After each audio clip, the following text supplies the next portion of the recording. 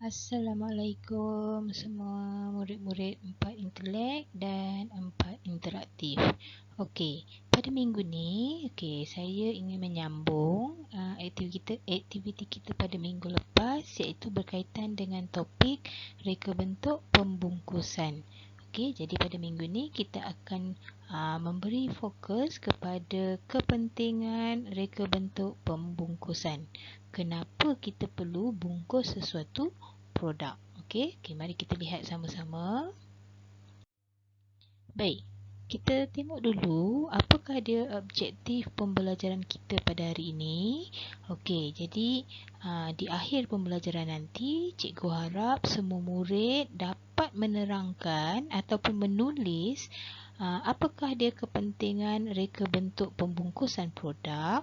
Kemudian yang kedua, cikgu juga nak semua murid boleh menjanakan idea, boleh fikirkan sesuatu bagi menghasilkan lakaran bermaklumat reka bentuk pembungkusan yang akan dihasilkan. Ini cuma nak suruh fikirkan saja dulu, jangan buat apa-apa lagi. Baik, kita akan memberikan tumpuan tentang yang pertama, tentang kepentingan reka bentuk pembungkusan produk. Okey, kita tengok apa dia yang dikatakan tentang kepentingan. Kenapa setiap produk ni kita kena bungkuskan dia? Okey, yang pertama adalah dia ada 4 ada 4 kepentingannya. Baik, yang pertama adalah untuk mengelakkan produk daripada tercemar. Okey, kita tak nak ada sebarang benda asing yang masuk ke dalam produk kita, ataupun kita tak nak terutama ni produk makanan, kita tak nak dia tercemar dengan sesuatu yang boleh membahayakan kita.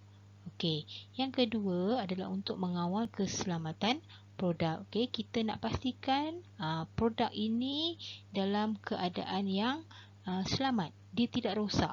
Okey, kemudian yang ketiga, melindungi mutu dan fizikal produk.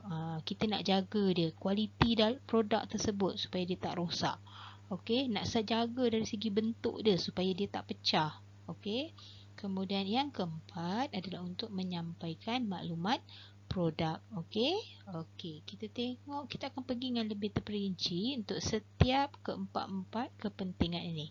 Okey, kita tengok pada yang pertama. Kepentingan yang pertama tadi iaitu mengelakkan produk daripada tercemar, di mana bahan yang tercemar boleh menjejaskan kesihatan dan tidak dapat digunakan. Okey, contohnya kalau kita beli sesuatu produk, terutama barang makan. Kalau barang makan tersebut kita tak bungkuskan dia, so dia senang tercemar. Okey, mungkin dihinggapi oleh lalat, dimasuki oleh semut, okey, mungkin masuk habuk, rambut, okey, dan sebagainya. Sebab tu kita kena jaga supaya produk-produk yang kita hasilkan ini tidak tercemar. Jadi kita perlu bungkuskan dia. Tak kira lah pembungkusan tu dalam bentuk kotak ke, plastik ke, okey, dan sebagainya. Okey, itu yang pertama. Yang kedua, kita nak mengawal keselamatan produk. Apa yang dimaksudkan dengan mengawal keselamatan produk? Okey, keselamatan produk dapat dipelihara daripada kerosakan atau kebocoran. Contohnya macam TV. Kalau kita beli TV ni kita tak packingkan dia, kita tak bungkuskan dia dalam box, dalam kotak, okey, dia akan mendatangkan bahaya. Okey, TV ni mungkin cermin dia boleh pecah. Okey, jadi tak ada keselamatan produk tersebut. Okey, macam-macam boleh berlaku. Okey, tak kira lah apa saja produk, okay? Sama ada produk makanan pun, kalau kita tak packingkan dia, tak bungkuskan dia dengan betul, jadi keselamatan pada makanan tersebut dia boleh mendatangkan bahaya lah. Dia lebih kurang juga macam yang pertama tadi. Okey, ataupun makanan dalam tin. Okey, tujuan kita bungkuskan dia dalam tin, packingkan dia dalam tin supaya tidak berlaku sebarang kerosakan atau kebocoran pada produk tersebut. Okey, so ada macam-macam. Okey, kita tengok yang ketiga. Okey, yang ketiga kita nak melindungi mutu dan fizikal produk tersebut. Okey, mutu ni maksudnya dari segi kualiti dia, supaya kualiti dia memang tip top, dia keluar daripada kilang ataupun dia keluar daripada mana-mana produk yang dihasilkan tu daripada mana-mana tempat, dia berada dalam keadaan yang elok. Okey, kalau kat sini dia kata produk boleh bertahan lebih lama dan dalam keadaan baik. Okey, jadi macam mana dia diproducekan, dihasilkan, maknanya dia sampai dekat tangan pengguna macam itulah rupanya. Okey, tidak ada sebarang kerosakan padanya. Kualiti dia terjamin. Kalau kata kita beli, contohnya kita beli air Slurpee, contohnya kita pergi 7E, kita beli air Slurpee. Ya, jadi produk tu berada dalam keadaan elok. Macam mana rasa dia awal tu sampailah ke tangan kita untuk kita nak minum, dia berada dalam keadaan yang sempurna. Okey.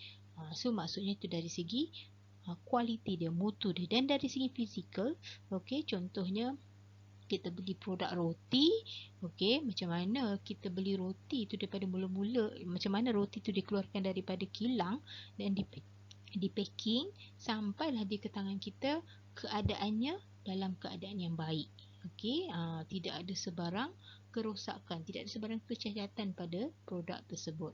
Okey, tidak ada berlaku perubahan bentuk padanya. Okey, itu yang dimaksudkan dari segi fizikal produk. Fizikal ni ialah dari segi bentuk dia. Okey, dan yang keempat, okey, untuk menyampaikan, kepentingan yang keempat adalah untuk menyampaikan maklumat produk.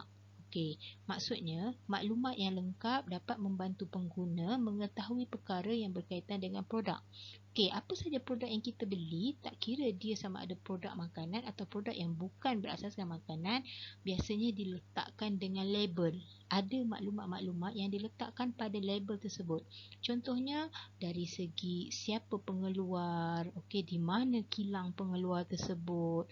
Kalau barang makan, dia mesti ada fakta tentang nutrisi makanan. Okey, kalau barang-barang yang bukan makanan ni, biasanya dia akan keluarkan dari segi beratnya, dari segi sama ada dia bahaya atau tidak pada kanak-kanak dan sebagainya. So kita kena tahu itu sebagai maklumat yang pengguna perlu tahu pada produk yang dibelinya. Okey, so itu adalah antara 4 kepentingannya. Okey, yang pertama tadi kalau kita ulang semula. Okey, yang pertama tadi ialah yang kita sebut sebagai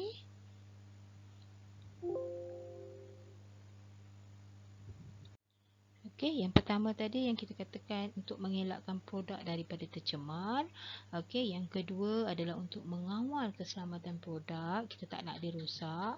Kemudian yang ketiga, untuk melindungi mutu dan fizikal produk supaya dia tahan lebih lama, okey, dan berada dalam keadaan yang baik. Dan yang keempat adalah untuk menyampaikan maklumat produk. Yang ini dari segi label pada produk tersebut.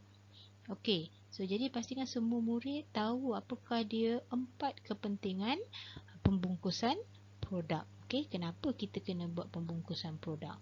Okey, dan satu lagi kita nak tengok dari segi penjanaan idea. Okey, jadi kat sini kita nak beri tumpuan kepada kita nak asah bakat kita ataupun fikiran kita, macam mana pembungkusan yang kita nak hasilkan.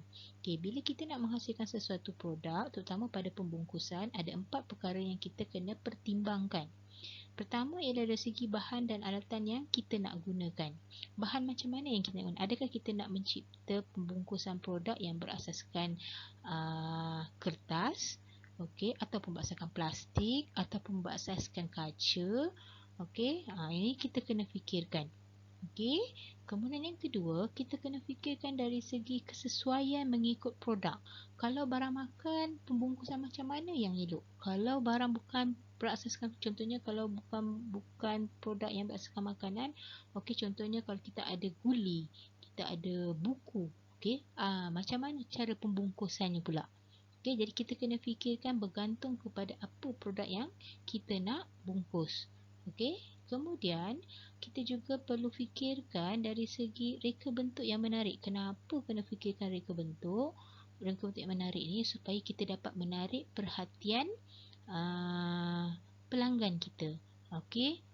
Jadi biasa pelanggan terutama macam kita lah, kalau kita pergi ke pasar raya ataupun kita pergi ke mall, bila kita nak beli sesuatu barang tu dibungkuskan dengan cantik, dengan kemas, kita akan lebih tertarik kepada produk tersebut. Okey. Kemudian yang keempat, kita juga kena fikirkan dari segi saiz. Kalau produk yang kita hasilkan tu kecil, jadi tentulah pembungkusan kita yang bersesuaian dengan saiz produk tersebut. Okey, so jadi ini antara 4 perkara yang kita kena fikirkan bila kita nak mencipta reka bentuk pembungkusan produk yang kita nak hasilkan. Okey, so dekat sini cikgu akan tunjukkan beberapa idea reka bentuk pembungkusan. Okey, ini antara contoh-contohnya lah. Okey, dan murid-murid boleh dapatkan idea ni dengan mencari maklumat-maklumat ini di internet. Boleh search, boleh google macam mana, apakah contoh-contoh pembungkusan produk yang ada. Okey, jadi ini antara yang saya share lah. Dan kalau dapat maklumat lanjut kena dapatkan dekat internet. Jadi semua murid boleh yang pertama, tugasan kamu pada minggu ini hanya satu saja. Saya hanya nak kamu senaraikan kepentingan reka bentuk produk, reka bentuk pembungkusan produk. Okey, senaraikan 4 kepentingan reka bentuk pembungkusan produk. Itu sahaja yang saya suruh kamu buat. Okey, kemudian yang kedua, saya hanya suruh kamu janakan idea. Tak perlu buat apa-apa lagi, cuma fikirkan, bayangkan produk yang macam mana yang kamu nak bungkus, yang kamu nak packing. Okey, kalau kamu terfikir kamu nak buat produk yang berasaskan makanan, kamu kena beri tumpuan pada makanan yang macam mana dan dapatkan idea. Kalau kamu kata kamu pilih makanan yang berasaskan, contohnya berasaskan kek. Okey, jadi macam mana kita nak packing kek ni? Okey, nak bungkus kek ataupun muffin ataupun roti ataupun tart dan sebagainya. Jadi cuma dapatkan idea sahaja terlebih dahulu. Saya tak suruh buat apa-apa lagi saya hanya suruh dapatkan idea sahaja. Belum lagi kita pergi kepada proses melakar dan sebagainya. Tak perlu.